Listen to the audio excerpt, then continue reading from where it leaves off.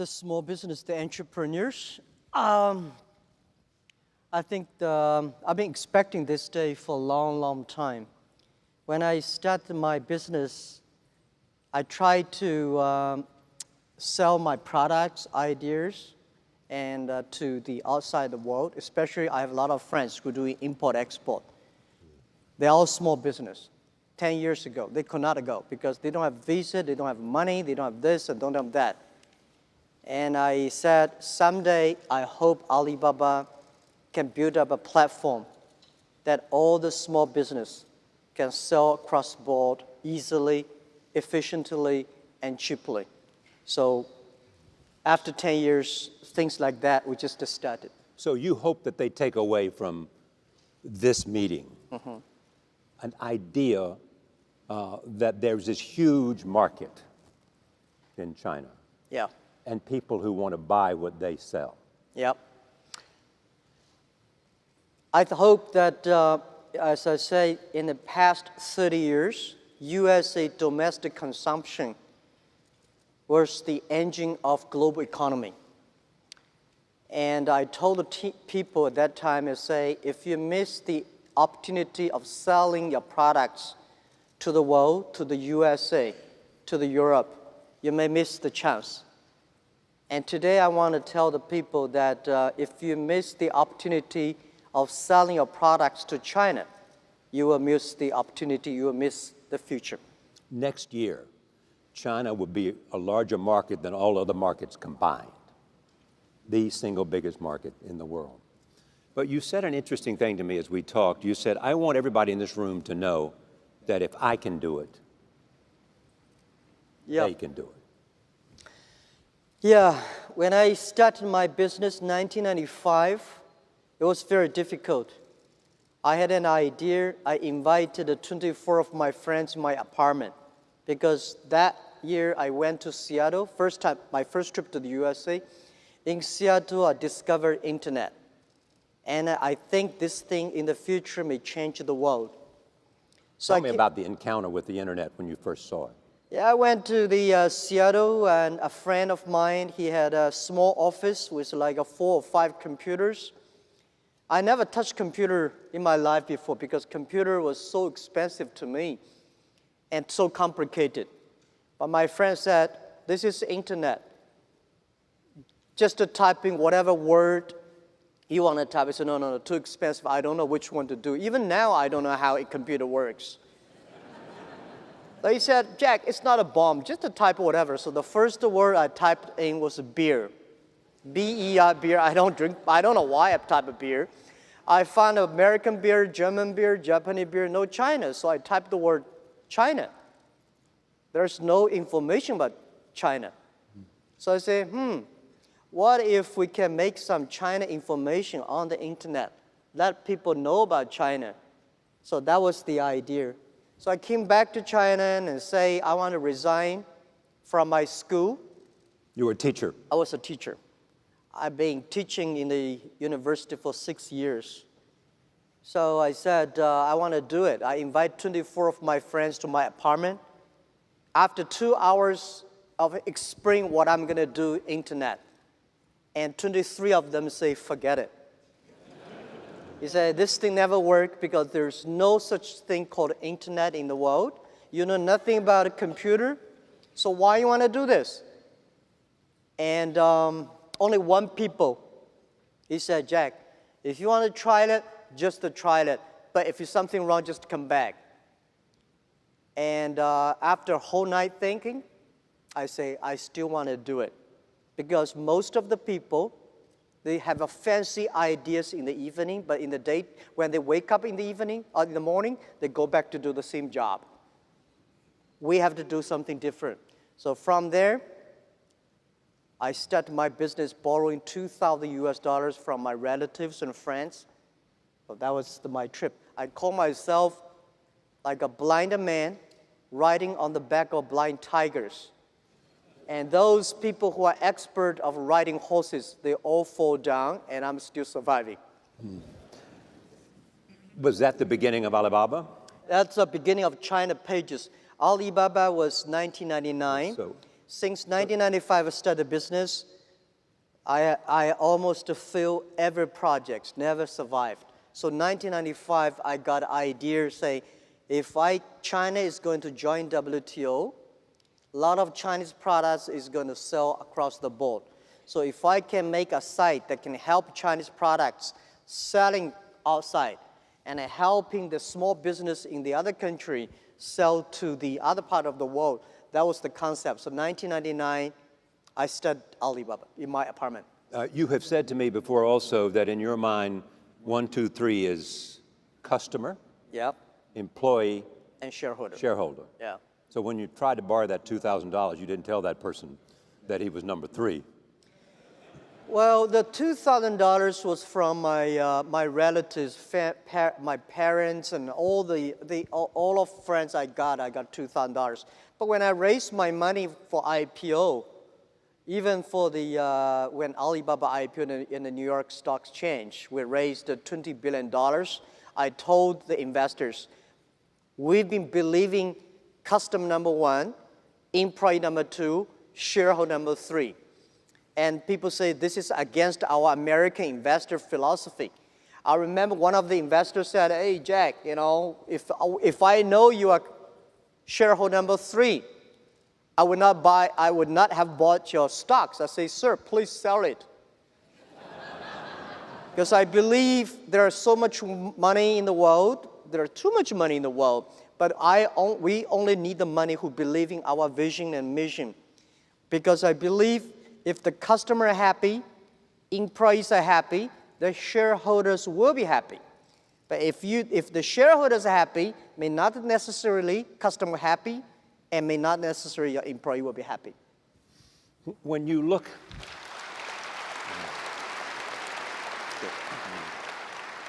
how important has 2 things, trust and culture, been? Well, trust is the most important thing, as we discussed this a few minutes ago. If people give me, when I had no money, because when Alibaba started, 18 founders in my apartment, I told everybody, say, put all your money savings on the table, leaving the money for 10 months food and room, rent, yourself. The money you have put on the table, I want to gather the money, and nobody should borrow the money from parents. Nobody should borrow money from friends, because I don't want to make your parents and friends bankrupt because doing Alibaba. So 18 people, we gathered $50,000 US. We started Alibaba in my apartment. And those people, actually, none of us has money. But if somebody say, I give you $1 million US, and I give you trust, which one I would choose? I choose those people who give me the trust, because it's the trust that make us be united. It's the I think 18 founders, they trust me. Because they trust me, I have to be very loyal to them and loyal to the mission that we have. I think a lot of entrepreneurs know that I hate people work for me. I want people work for the mission that we agreed together. Because you don't want people work for me, because people like me, when I look further, this guy's handsome. When I get closer, he's so ugly. Everybody in the world is the same. You should not get closer. Further is good. So you think, oh, Jack is great, but if you get closer, not necessarily. I will be angry, I will be unhappy, but when people trusting in you, that's the most valuable things.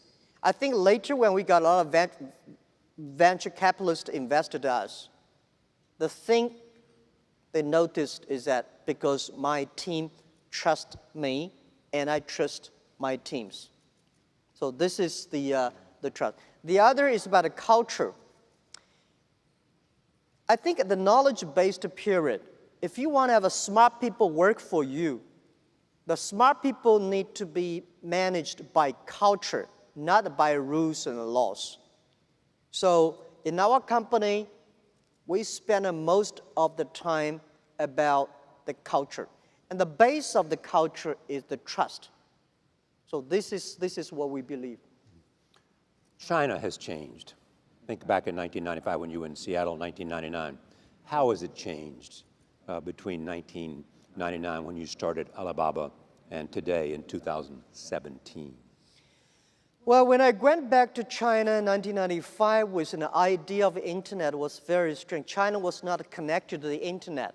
So I tried to talk to a lot of my friends that what is internet? Nobody said, this thing never work. This thing never exist. Because it's true, because but people even say Jack is a liar because he's trying to steal money from people telling us there is an internet. So when I go to the China company registration office, I said, I want to register a company called Hangzhou Hope Internet Company.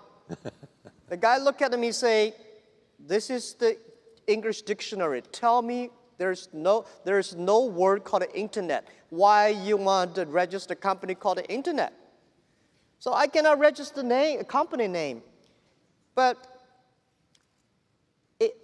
in 1995, in later August, China was connected to the internet. I was number 7 person connected to the China internet. In order to prove I was not lying, I invited my friend who is a TV man. Take the TV camera, they all stay in my home, and they just try to take the picture. I dive from Hangzhou to Shanghai, Shanghai to America to connect the internet. It took us 3 hours and a half to download the first front page. Yeah. At that time, there is no Netscape called the Mosaic. Oh, so I have to make like 100 stars to keep my journalist friends to stay and wait because to prove that I'm not telling a lie. So how big is Alibaba today? Today, from 1999, we have 18 founders. To now, we have close to 60,000 people. Our sales, called GMV, last year is over 550 billion US dollars. And it's just the beginning. We will probably go across 1 trillion US dollars in 3 years. In 3 years, so that's 3 years. 2020. That's the,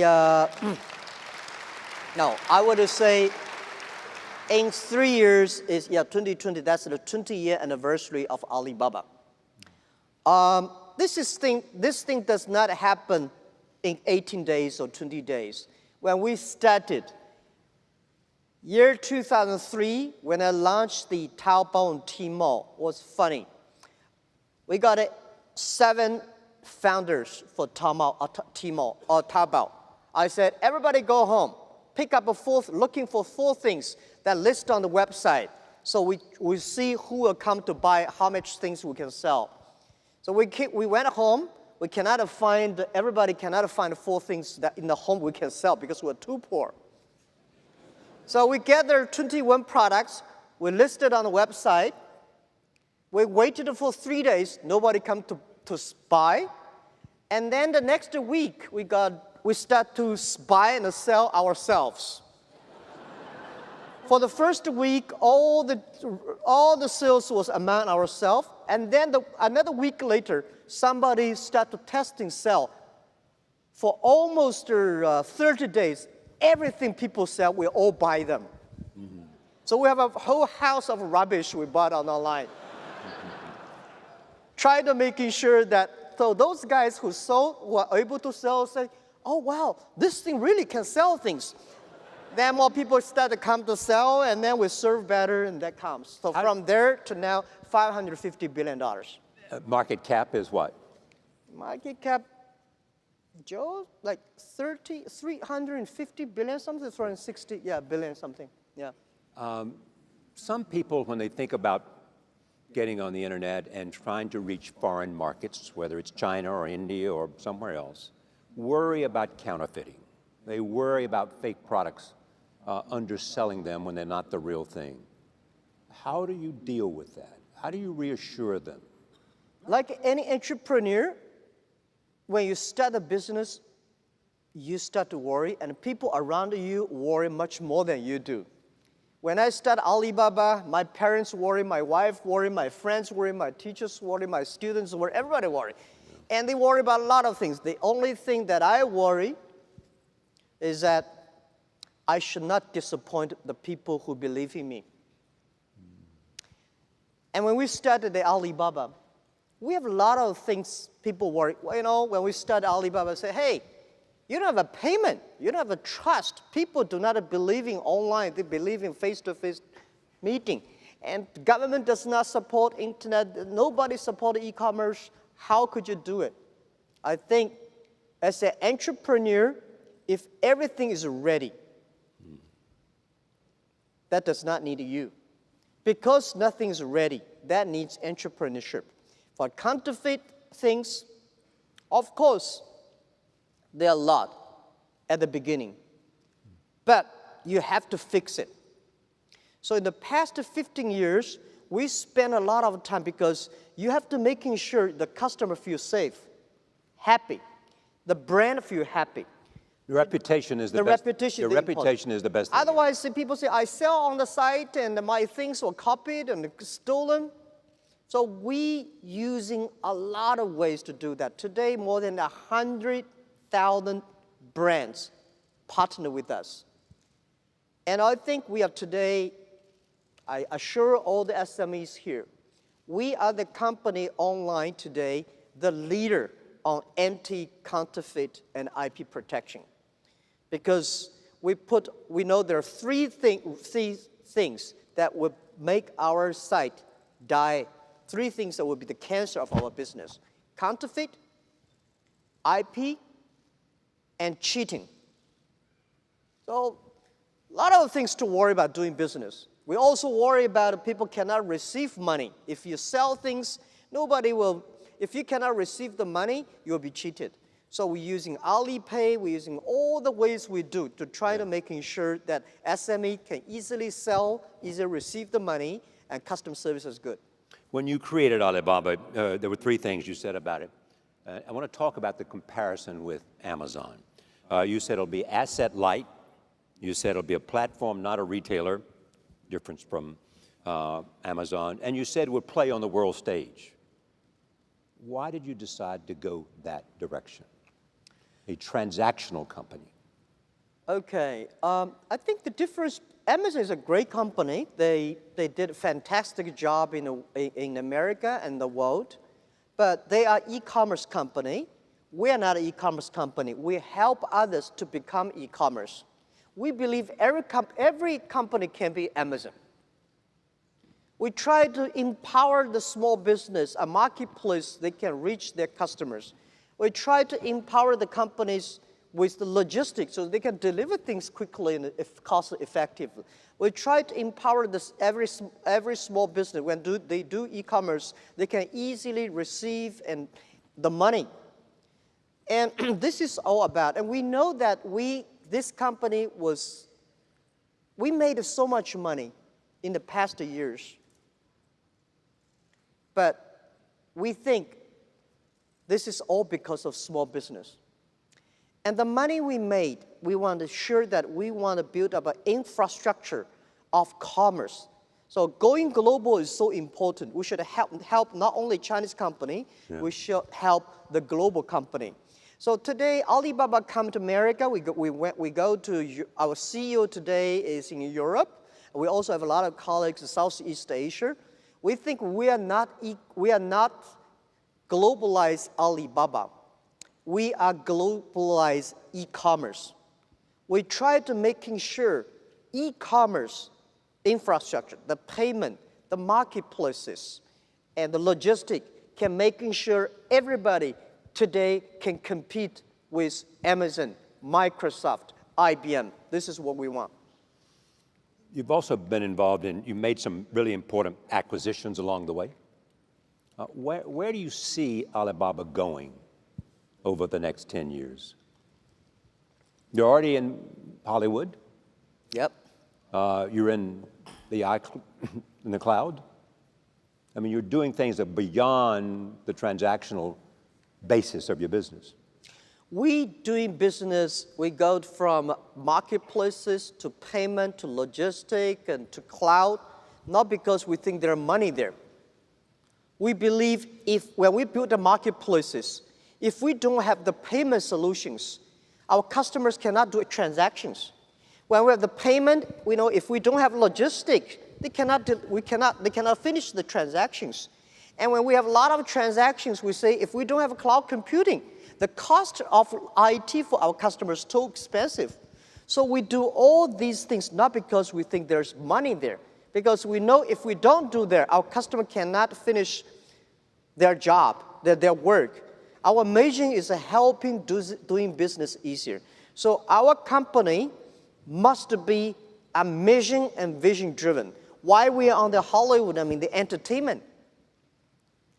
Because we think 10, 20 years later, we have to know one thing. The world and everybody, no matter how rich you are, you want to be, or how successful you are, or unsuccessful you are, the most important thing is happy and healthy, which is called a double H strategy.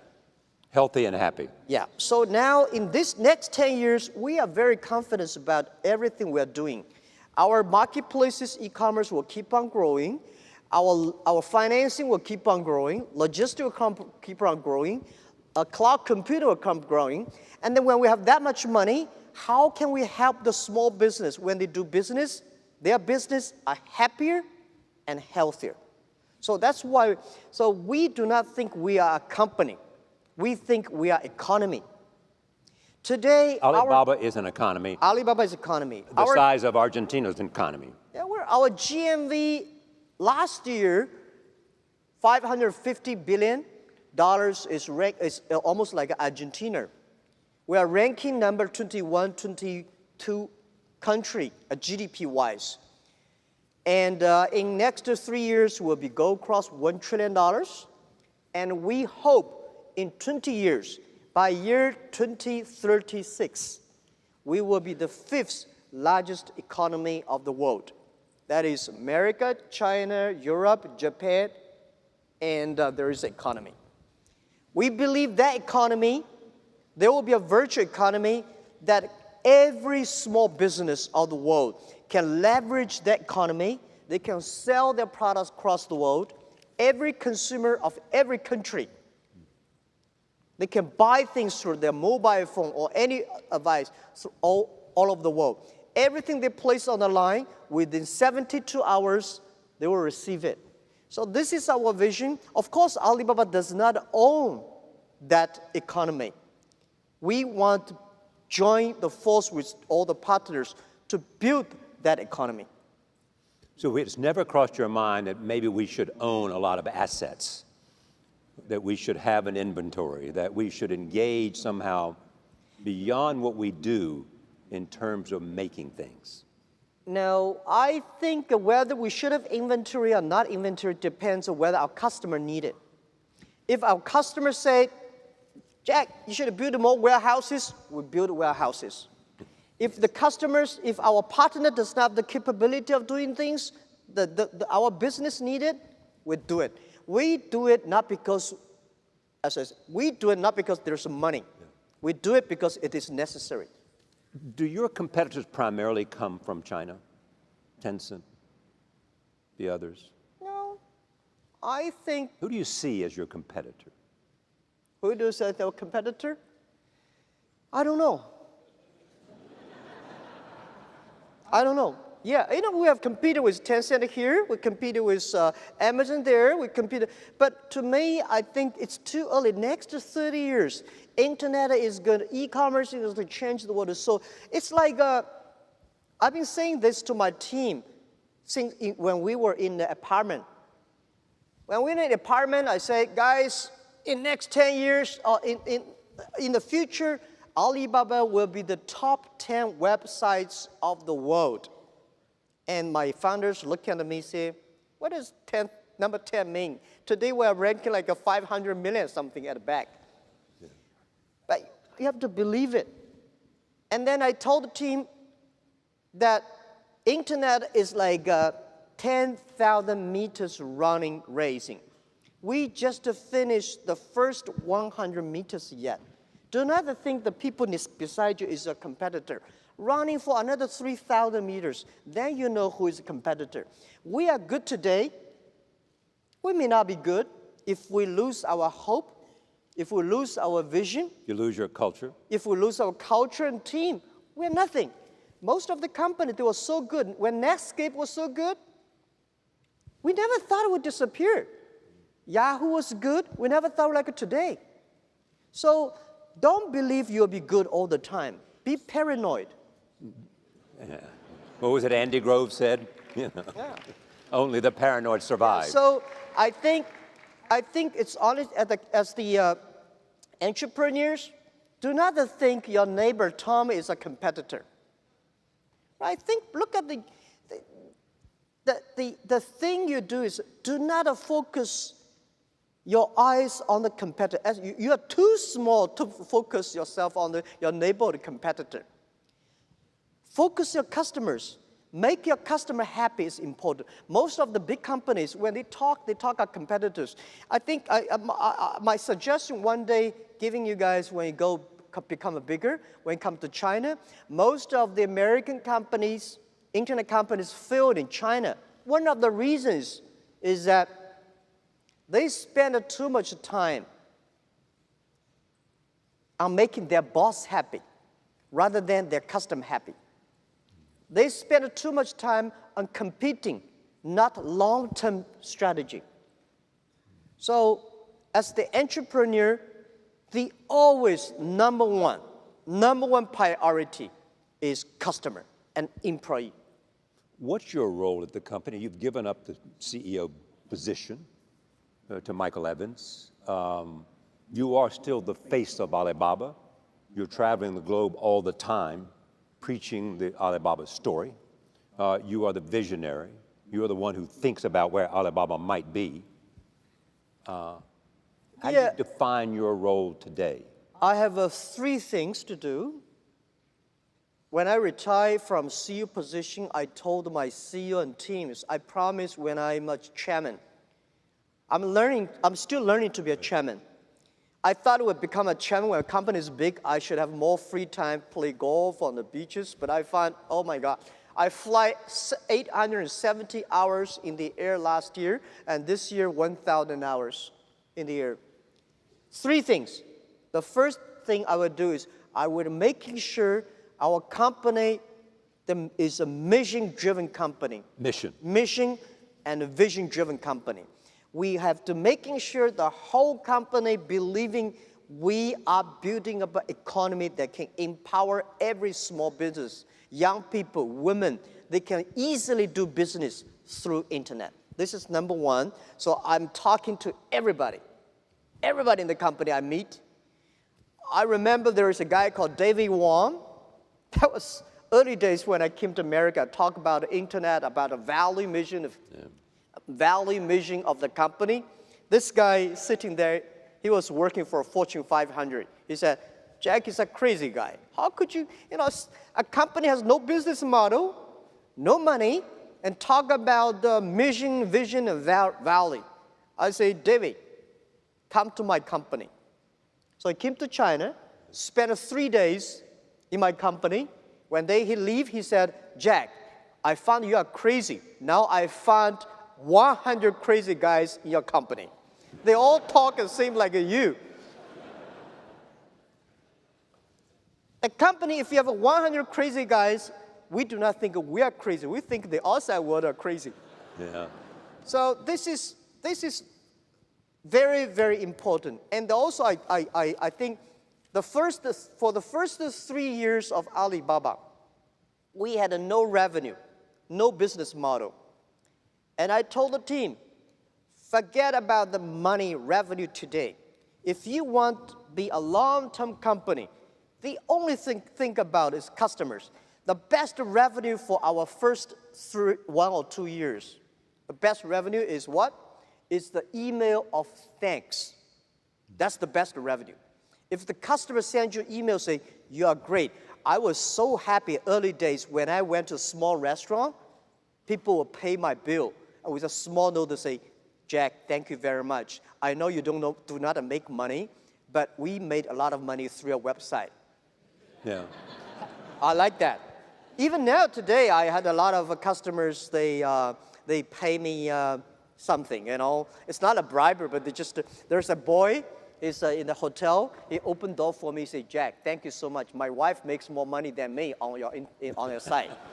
So this is the best. Yeah. And I want to keep this culture in the company, keep on going. So, the second thing is culture, the people. And the third is build up a healthy environment for Alibaba. so Jack Ma doesn't worry about a damn thing. Oh, I have a lot of things to worry about. So what do you worry about? I worry about the company. We have a big vision, but we may disappear in 3-4 years. Because you're disrupted by something you can't imagine today. We do, because the world is changing so fast. I worry a lot. You know, the artificial intelligence may take a lot of jobs away. And I worry about if we do not move fast enough, if we do not innovate enough, if we do not spend enough time and giving simple, easy products, application, technology for small business. Most of small business cannot survive in the next 10 years. If the small business cannot survive, we cannot survive. And so what does small business need to survive? Today, I would say next 10, 20 years, the small business, no matter where you are, if you do not try to globalize your business through internet, you may not have a business opportunity. It's not like I do local. Local business in the future is going to be more and more competitive. Think about it. How can you sell products across the board? Your products, your chocolate, people in your village already know about the town in your village.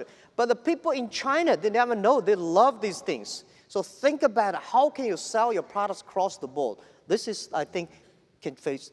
Yeah, I mean, you gave a speech in which you talked about the warning for decades of pain unless you recognized the coming advent of artificial intelligence, robots, and a whole range of things that could challenge how you had been doing business in the past. Yeah. You also have mentioned retirement. Yep. Jack Ma at what? At 50-something. Yep. Thinking about retirement? Yeah, I'm preparing because I tell you. You said you've been preparing since you were 40. Yeah. To think about retirement. When I leave university, I was 30 years old. Yeah. And my president of my university said, Jack, one day you want to come back? Anytime, you're welcome. I said, President, I will not come back in 10 years. So I thought when I'm 40, I can go back to teach. But when I'm 40, oh my God, life was so tough, so tough. My company almost in big trouble. So I said, I should not leave. And then I say, when I'm 45, I should retire. When I'm 45, I cannot stop it. And then I start to prepare, say, people say, Jack, you are the next Bill Gates. I say, I cannot compete with Bill Gates, but I can compete with Bill Gates who can retire earlier. And I can compete with him who can empower the more small business. So year 2012, I retired from the CEO. And I have my own goal that I will retire from chairman someday, and I'm going to be preparing that since years 2012. The thing is, I don't want to die in my office. I want to die on the beaches. How much time do you wait, wait. How much time do you spend on the beaches now? I don't have time spent on the beach. That's why I always dream one day I was on the beaches. Because remember, when we were young, nobody gave us a chance. Now we're big. We should give young people a chance. Young people do a much better job than we do. This is what I think. And I think the world can be great, can be prosperous without you. When you die, people cry for 3 days, or maybe less than 3 days, they forget you. So, build up a good system for your team. Yeah, but it strikes me. Giving chance for them. It strikes me, and tonight and since I've known you, that part of you is always a teacher. I mean, you're teaching tonight. You're telling about my experiences and what you can learn from the journey I have taken. Yeah. The idea of sharing experiences is part of teaching for you. Yes, I was trained to be a teacher, and I benefit because I don't know anything about technology, computing. I still puzzle about what is software, how software can work. And I do not know about accounting, marketing. I know very little about that. But the thing I learned from being a teacher, that a teacher always want his students to be more successful and better than you are. So this is, I learned to be a good CEO. When I hire people, I always want to hire those people who are smarter than I am. And today I give a lot of advice to my colleagues. When they hire people, there's one judge. Look at the young man. If you think he will be your boss, he will be my boss in 5 years, hire him. Do not find people who will follow you all the time.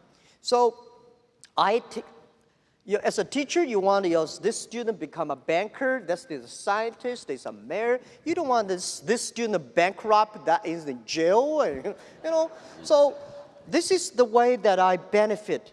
And then when I become a CEO, I call myself Chief Education Officer. And I love to talk, I love to share, because when as a teacher, you may not know a lot of things. The only things you learn and you share. People may not like the way I talk. And my job is not to make people happy. My job is to make people think. This is the way we did. If it is helpful for you, take it. If it's not helpful for you, just to forget it. So I love to be with the entrepreneurs, because you guys reminds me the past 18 toughest years that we've got. And I believe one thing, I'd give my advice to all of you, as an entrepreneur, today is very difficult, and tomorrow is even more difficult. But the day after tomorrow is very beautiful. Most people die tomorrow evening. You have to work hard, you have to learn, you have to rely on your team. And that's my business. I like to be a teacher. I was going to ask you about legacy, but I'm not going to ask you about legacy because I think you just summed it up yourself. It's a great pleasure to be here with you. Jack Ma, thank you. Thank you.